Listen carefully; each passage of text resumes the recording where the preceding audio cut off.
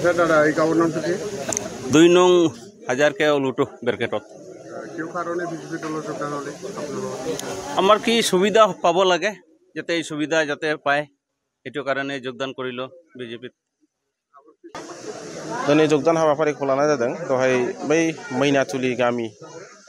राजबंशीफोरनि गामियाव जोङो टटेल যোগदान हाबाफारि लानाय जादों बाय बिथांमोनहा जोंखौ लिंहरदों आरो भारतीय जनता पार्टीयाव टटेल 62 नखर फेमिलिसा जोंनि भारतीय जनता पार्टीखौ मोजां मोननानै बिथांमोनहा दिनैहाय जयनिं जाफैबाय आरो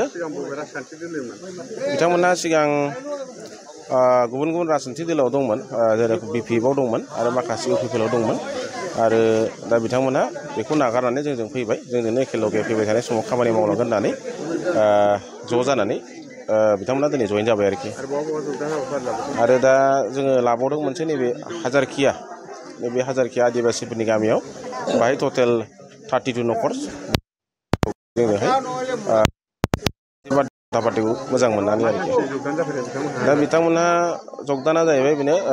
फैबाय थानाय समावहाय दतमा समस्तियावहाय जाहाथे बिजेपिनि केन्डिडेट होनानै देरहानांगौ आरो डेभेलपमेन्टेल खामानि जाहाथे मोजां रोखोम मावनो हानांगौ बे आसाखौ लानानै बिथांमोनहा जइन जाफैदों आरो गोजोन आरो खौसेथिखौ बिथांमोनहा अराय समावबो हास्थायबाय थादों आरोखि नेक्स्टआवहाय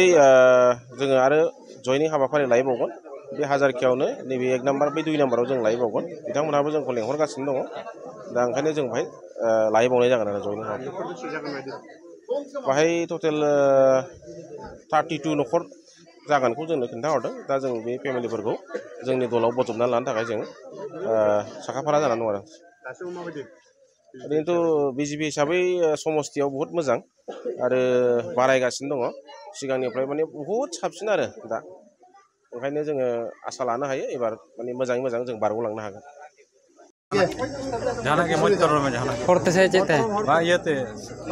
साबिस्तर रोड में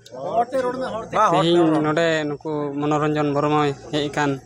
तेहिं आले से खoj माने नोडे एडी सपोर्ट मेना लेया आर जते नुई जिते से ले कुरुमुटो का आले